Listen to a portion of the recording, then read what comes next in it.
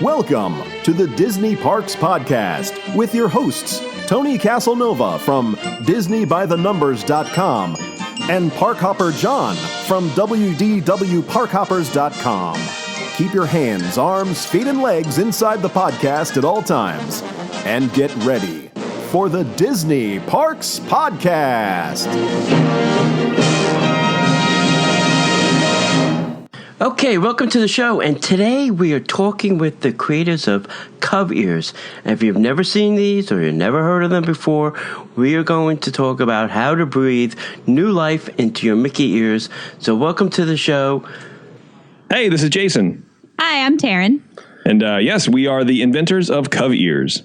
Welcome to the show. You know, we got these products, you sent them to us probably a couple months ago now, and I have them sitting on my Mickey ears on my shelves. Oh, awesome. And I said we got to have these guys on the show and talk about these things because I think they're interesting, they're different, and I think people will kind of latch onto them. I think people will be interested in them. I appreciate that. I think so too. They are different enough. There's a lot of kind of products on the market that you can to take the term from Disney, find your Disney side or whatever. But these are something that's never been done before. And Taryn and I were sitting around thinking of just some project, some sort of product to do that's Disney themed, and we kind of came up with this, and we're like, why hasn't this been done? It seems like a no-brainer. We're really excited about it. Yeah. So appreciate you having us on. So I like to start all the interview podcasts with, how did you guys become like Disney fans, and where did your Disney passion come from? Because you don't create something like this unless you like Disney, I would assume. unless you just have nothing to do and you got this creative juice flowing in your head and you got to let it out. But I probably think you're Disney fans. Yeah, definitely. I personally, I've been going to Disneyland since forever. I think since I was probably 1 year old. There are photos of me watching the Electric Light Parade, and then when I met Jason, we started going together, and he was a big fan as well, and we just recently got engaged there. So it's kind of it's that magical place for me, and I'm sure for you and your listeners as well. Yeah, it is near and dear to our hearts. I've been a couple times, as a youngster, before going with Taryn, and Taryn and I now, over the last 5 years, we've been countless numbers of times. I honestly can't even remember, but several times a year we go down, and we love being at the park. The park is definitely a special place for us, just to sit and hang out with honestly, it's like the biggest collection of like-minded people, I think, aside from a giant convention or something. Maybe that's what it is. It's a daily convention of Disney freaks. So we really do. We have a passion for the parks. We have a passion for being in Disneyland and kind of everything that represents. And I have to say that Disneyland, I know I'm probably going to get a lot of abuse for this, but Disneyland is probably a little bit more my favorite park than Disney World. I mean, I live in Orlando, and I'm at Disney World all the time. Uh-huh. But your place is really a park. I mean, there's benches, there's places to sit, there's places to people watch and relax, or have a Starbucks, or whatever it is, or just even meet friends and chit-chat. It does have more of a park feel, So it's funny you mentioned that, because Taryn and I, we're getting married in September, and we're going to take our honeymoon over. We're going to go to Disneyland first, because it's just you have to. Yeah, and then we're heading over to Disney World. Mm-hmm. So are you saying that Disney World is it's mainly meant to kind of control you and go? You can't just hang out. You have to go into one area or another, like get out of the way, kind of thing. There's no. It's a tourist destination. It's not. It's not much of a park anymore, as Disneyland was meant to be, I think, a park for locals and tourists, but I think it has more of a local feel, and Disney World is definitely a tourist destination. There's, people from all over the world. It is a lot more busier. It's a lot more spread out. You just can't walk, from one park to another like you can there. You can't even walk from one park to, downtown Disney. Yeah, you got to take a bus. You got to take a bus or a boat or a monorail or a train or a plane or something. Yeah, in and of itself, it's kind of cool. I wish I could take a boat to get to another land. I mean, you go to Tom Sawyer Island, but that's interesting. And that's a really good point, actually, that you bring up. You know, Walt was sitting in a park thinking of where he could go hang out with his kids and have fun at the same time. And he literally built a park. Right. And then they realized how they can monetize it. And then they built Disney World, I guess. Yeah, exactly. It was funny, I tell the story the first time I was at Disneyland. I was at the Disneyland Hotel, and I said, so how do I get from here to the park? I said, what time's the tram or the bus? And she's like, you just walk out the door that way? I was like, really? Are you sure? And she pointed with two fingers. Yeah. She's like, are you sure? It's easy. It's that easy, right? Yes, sir. You do 2 feet down there, right? Okay, use those. Yeah. Walk that way. You'll hit it. It's a big esplanade with 2 parks. Can't miss it. Can't miss it. Yeah, right. Look for the selfie sticks. Yeah, exactly.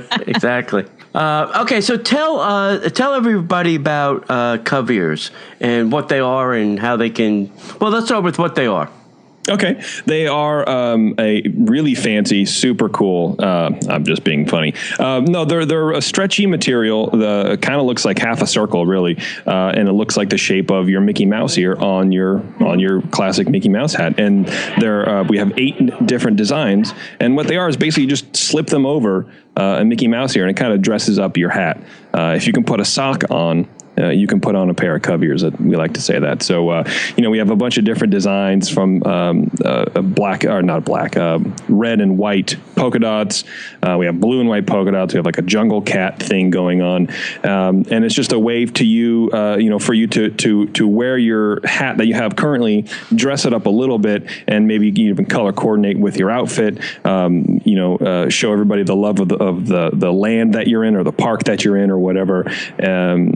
Stuff like that, Taryn. Yeah, I mean, I like to think of it as basically an outfit for your hat. So it's totally not permanent. It's something that you can kind of wear when you feel like it. You don't have to all the time, but they're super easy to change out. Yeah, and we kind of thought about, these hats are not cheap. And we were kind of thinking about, it would cost you a lot if you wanted to buy a new hat every time you went. Everyone needs a souvenir from Disneyland, but there's a lot of people who have the same hat and they like to bring that old hat with them because it's their hat, Right. That's why we have our names embroidered on them. Exactly right. They're not just kind of a throwaway thing. I mean, there's some collectible ones, and Disney does a great job doing that. But like for me, I can't wear any of them. I need to wear it because my head is too big. So what am I going to do? I have to wear the plain black hat all the time, but I don't want to do that. I want to kind of spice it up a little bit and get some style in it. Yeah. I mean, the whole idea kind of came out of, we were at Disneyland and I saw a Dumbo and one of those new Dumbo ears, and I thought it was really cool, but I have a really hard time not wearing my classic black Mickey ears. And so that's kind of how the idea, that was sort of the seed of the idea, and it kind of snowballed from there. Yeah. Just so that we can help people out, because I know here in Disney World, and maybe even Disneyland too, Disney was selling covers that went over the entire round black part that sat on your head. Yeah. These are not those. They just go over the black ear part of Correct. your hat. Okay. Yeah. So yes, and we did look at that. And Disney, I do remember seeing that actually. I think they did have it in Disney Land, but kind of a limited run thing. Right. Or maybe it was only online. Anyway, but yeah, it was like a skin that would go over the thing, and it was heroes or villains, I believe it was, for that kind of campaign they were pushing. And it is very different from that. So you can still maintain the integrity because, like I said, Disney's really great at marketing, right? And so they have the R2D2 hat and the C3PO hats and all that kind of stuff, and you can keep that basic felt main portion of the hat, but throw on, the leopard print covEars, or you throw on the pink shimmer covEars that we have, which is a really cool, beautiful looking, pair of covEars, and just spice it up, combine, mix and match stuff, and just kind of, it's a way to express yourself while still wearing your favorite piece of memorabilia, which, for us is our hats. Yeah. And it won't cover up your name. And it won't cover up your name, which is probably the most important. Yeah. It's funny. I was over at a friend's house, and they pulled out these ears from the 25th anniversary of Disney World. Wow. And inside was still the price tag, and it said $5. I said, ears are not $5 anymore. No, and can you imagine that? So not only the ears, right, but they were probably priced up because they were special edition, right? Right. Yeah. Wow, that's amazing. Yeah, they're probably like double in price, so they're probably really $250. Yeah, they were probably free at that point. They were just everywhere. You could pick them up. I think there used to be a day that they used to give out ears. Oh, really? Somebody said that to me. I said, I don't know. I was never in the... I mean, I remember like going to baseball games, it being like bat day or glove day. I don't never remember it being ear day in any park. I don't know. Somehow I always miss those days. Yeah, exactly. It was always where I had to give him a glove or a ball. It was weird. All right, so tell us about, you said that you just slip them on. I assume that this is easy enough for like kids to use. If I gave these to probably kids would be able to use them easier, more so than adults. And adults overcomplicate things, I think. Yeah, they'll be able to text you faster and tell you why you're doing it wrong. Yeah, exactly. Yes, to answer your question, yes. So we kind of designed it for kids in mind. There's no overly complicated mechanisms. There's no latching or seals or Velcro. Our earlier designs had a Velcro or a design or a zipper, but they're spandex essentially, and they literally just stretch right on over. And we have a few friends with kids, ranging from 4 to 12, and they can put them on faster than Taryn and I can. It's kind of amazing. It's because you're right, we tend to overcomplicate things as adults because we want to protect kids or whatever and make sure that they can do it just right. But kids have no problem with it, and that's kind of who we're starting at is a 10 to 12-year-old maybe, and on up from there. How did you go about designing these? I mean, how many iterations did you go through, and how did you, start the product launch and things like that? Well, it was mainly Taryn doing everything. She is an amateur sewer, and we have a little sewing machine, and we were, I don't know, I forget. Taryn, do you remember? Well, we went through, I kind of created a few on my own, and those were sort of our very early renditions, and it changed a lot since then. I had zippers and buttons and things. And just to see if we can get the basic shape. Yeah, it turned out that using kind of a spandex type material was just a lot easier, especially for children. Yes. Just a lot easier, a lot less expensive to make. And so then we kind of took it to a couple other seamstresses and got a little bit of consultation on how to like really make it work out well for ours. And after a little while, we got them to fit perfectly. So yeah, we needed proof of concept. Right. In our mind, it was our prototype phase where in our mind it worked well. We could do it, and the first iteration had 3 pieces, and it was a whole thing made out of cotton. And then, yes, Taryn's right. We found a local seamstress who helped us out and really gave us our first prototype because we're not that person. We're not a seamstress. We don't do this professionally, and we needed someone who had a better grasp of how to. It's essentially, and actually, the next person we worked with up from there for production put it best. He's like, this is basically a T-shirt for an ear, for a plastic piece. He goes, you can't think of it as just a sock or just a covering, because if you look at the edge, like take your ears and you look at them top down, that ridge, that edge that sticks out, sometimes it's short, sometimes it's thicker, sometimes it's wider. So the basic ear shape is the same, but there's little variations in the design that you need to have something that fits more, wraps around more of the front and has a smaller back. Like a T-shirt or a pair of pants or something like that. So, and that ear shape is not really a circle. Right. That was another challenge. Yeah. So using the spandex type material kind of gave us that edge where, okay, it doesn't have to be perfect because, like I said, there are subtle variations in the manufacturing process. So the spandex is forgiving enough to wrap around it. Yeah, I am sure that there were probably some Mickey ears destroyed in the process. Surprisingly not. There was really. We were able to measure it out, and Taryn did a great job actually not ripping her own ear apart. Because that would have been the first thing I did. I would have ripped the ears off. That's exactly what I trace them. Like, well, we got to cut one, and Taryn's like, oh no, I'll figure it out. And it took a little banging our head against the wall, or her head, and I was in the other room watching TV probably. And she was able to do it. And so from there, we were able to take that pattern to a seamstress who knew which end was up and was able to do stuff. So yeah, I'm always interested how people get their products going, what the design process is, and things like that. So it's always interesting to hear that story. It's the entrepreneurial spirit in everybody, and hey, I got something. Maybe we'll see you on Shark Tank. Yeah. Yeah, we've had a lot of people say that, and we've thought about it, because I'll be honest, we hit a wall, an emotional wall, because we're like, well, we're never going to get this done. The lady we were working with was she's like, well, this is kind of the best I could do, and we kind of were just feeling down, and I think anybody who brings a product to market feels at one point or another this kind of sense of, well, is it going to work? And you're doubting yourself. And we kind of just had a big talk, and we're like, well, look, we've come this far. We put this much money into it. Let's push forward and see what else we can do. So we got a loan.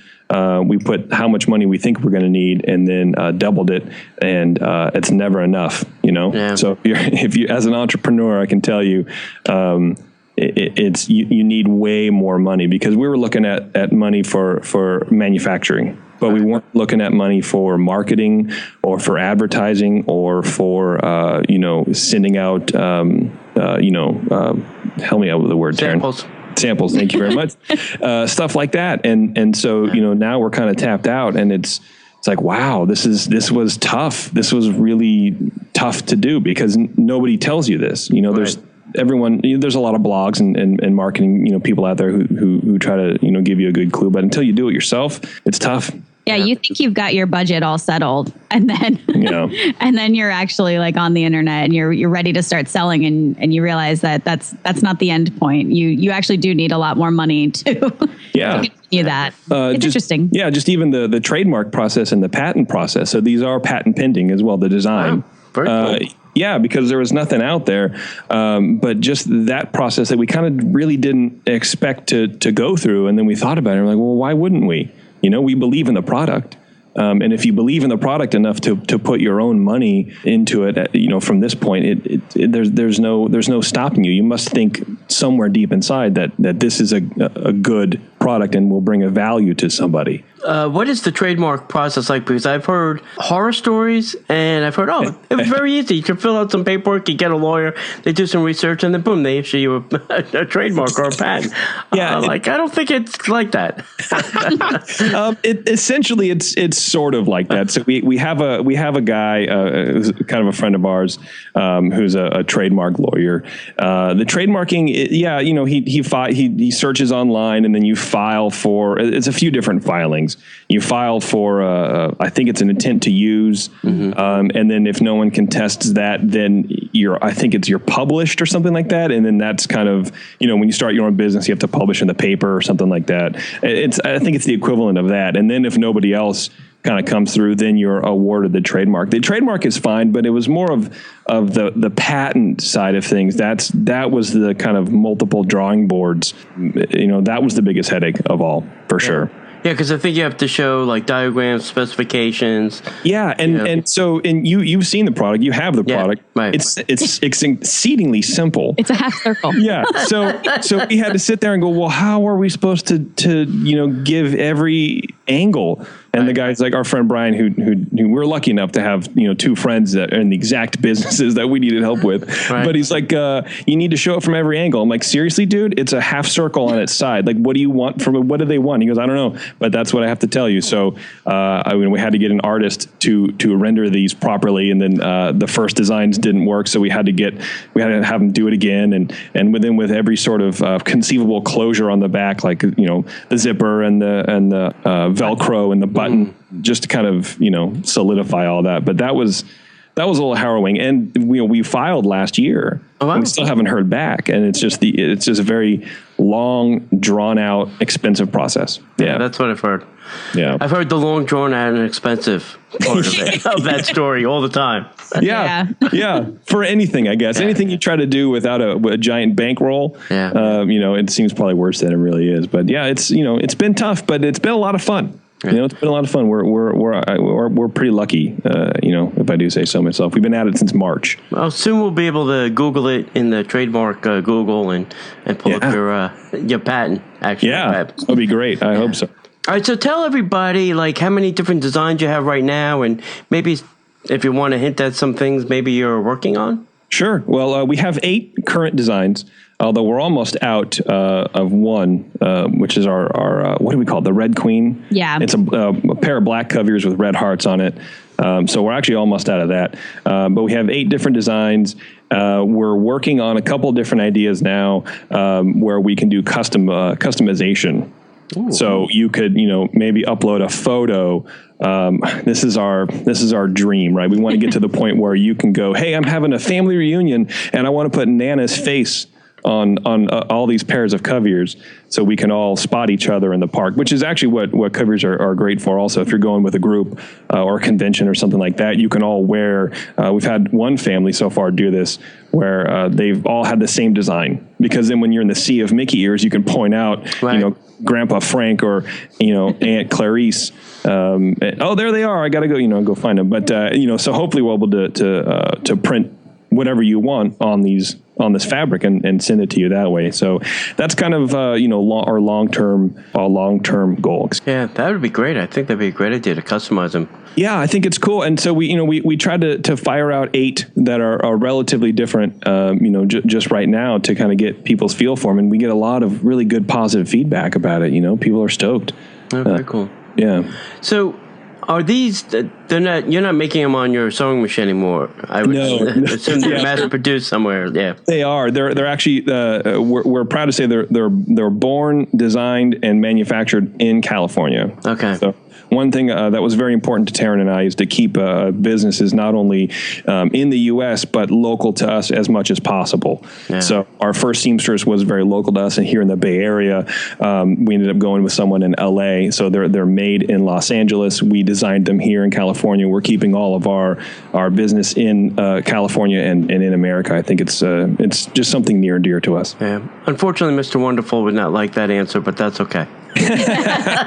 That's true. He's just going to offer you a royalty deal anyway. So, which look, at the end of the day, I need to pay my PG&E bill, so right. I'd probably take any deal that got thrown to me. Do they fit? I have a set of the glow with the show ears. Uh-huh. Would they fit on those? Because I was thinking to myself, I didn't try it on mine, but I really probably should have. Because it might be cool to make them glow even. Yeah, I think they're the same size ears, and I believe that ridge we were talking about a bit ago, it's the same dimensions, right, Taryn? Pretty similar, but just with a solid back. I think the light up ears might be slightly larger, but they fit. But that's what the spandex kind of allows it to fit over it pretty well. Yeah. I'll have to give it a shot and see what happens. Yeah, I'd be interested to see how the light up show works with the different colors. Yeah. See what kind of light those things get cast in. Yeah, definitely. We also tried to. I mean, we've actually tried these on several of the headband Mickey. Okay. Those things too. They all seem to work pretty well. Like the sequence ones are a little bit tougher to put on, but once you get them on, they're fine. I've had them on my bridal Mickey ears for the past few weeks. Yeah, those are a little bit puffier than. Yeah, they're puffier, and then the sequins act like like a shark skin or like an head, right? Where you can't pull it off because the edges of the sequins kind of eat into the fabric. But you pull them down and it's fine. It just takes a little finessing, but and it's puffy too, and there's a little bit of an allowance. And honestly, we were surprised because we didn't even think of that. Trying to remember way back when, Taryn, I didn't even think about the headband ears when we did this product. We're like, well, we're going to have to get different sizes, and that's just all there is to it. And then people kept writing in, and we're like, well, why don't we just buy some and see if they fit? And they all fit. We haven't come across a Mickey ear headband that doesn't. I don't know about Walt Disney World, but that's a pretty big thing out here in Disneyland. Oh, yeah. A lot of the women have the headbands. Yeah. Too. Very cool. So I'm assuming since it's a cloth material, they're washable. I can foam my covEars in the wash? Yeah. Yeah, when you get, we've had some churro dust and, whatever on them. And you just throw them in the wash, and you can even dry them, although we recommend just laying them out dry just because, they dry pretty quickly. But they're pretty durable. Okay. When I'm putting them on, I didn't pay attention, but is there a front and a back to them? There is a front and a back. So the part with the actual garment tag that's the back, because it's actually a smaller section of cloth. Okay. Yeah, to allow for, that ridge. So, yeah, you put them on, and then you can roll the seam back underneath the ridge. You can actually tuck it underneath the ridge, if that makes sense. Just push it back so it kind of catches on the ridge. It keeps them a little stable, and it makes sure that they're nice and tight. And, and off you go. I will have to go check mine later. Make sure they're on correctly. Yeah, it's not like a shoe where you're going to be able to tell right away. But, yeah, if it looks a little weird, it's probably on wrong. Yeah. So I'm assuming there's no left and right ear then. Correct. Okay. Yeah, it's all the same. Yeah. Okay. So let's tell everybody where they can find them online, and then any social media, places they may want to, go follow you on Twitter or Facebook or Instagram or anything like that. Yeah, that'd be great. Well, you can go to Get covEars, and COVEARS.com. We have a cute little website, and we have a few customer photos there, so you can see them in action. And then we do have social media. Taryn does a lot of our social media. Taryn, why don't you? Yeah, so we have an Instagram. It's at covEars, and then or the little @ sign. You know what I mean? Yep. And then we've got the Facebook. It's Facebook / covEars, and then Twitter is again at covEars. Great. That sounds fantastic. I would listen, people. I'm telling you, go check out the website. Go check out the designs, and I think you are going to be pleasantly surprised at how useful these really are. I hope so. Yeah. Do you give some away? We can give you. You want to give like 3 pairs away? Yeah, actually, we're having 2 meetups, one in July and one in August. We can give them away at one of our meetups. Sure. Yeah, I can either send you some, or if you want to do it on the air, however you want to do it. But let me know where to send them and which ones. You check on the website. Yep. And I'd love to give your listeners some covEars love. I will tell you this then. If you come to one of our meetups, either in July at our Crescent Lake Crawl or at our luncheon at Plancha, we will give away some covEars, and maybe I'll even be wearing mine. That'd be great. And then we'll have a little group photo with our covEars. Please do. Take some photos. We'll put it on the website. It'd be great. Yeah. We do a monthly meetup on, for our podcast. Our one in July is, if you've been to Disney World, it's Crescent Lake, which is the Boardwalk Resort, and then the Yacht and Beach Club. And we kind of visit the lounges and have drinks and just hang out with friends. And then we're having another one at the Four Seasons golf course at their golf club. I can't even think of the name of it, but the name of the restaurant is called Plancha. And that's going to be a nice little cozy luncheon. It's by ticket only, so. Oh, that's cool. Yeah. I like that. So if you're in Disney World, you'll have to come catch us at one of our meetups. Yeah, for sure. We'll be in Disney World late September, like the 25th through the 3rd or something like that. So, yeah, if you have one, we'll definitely stop by. Yeah. That'd be cool. Maybe we'll have a little covEar meetup. That'd be great. I'd love it. Yeah.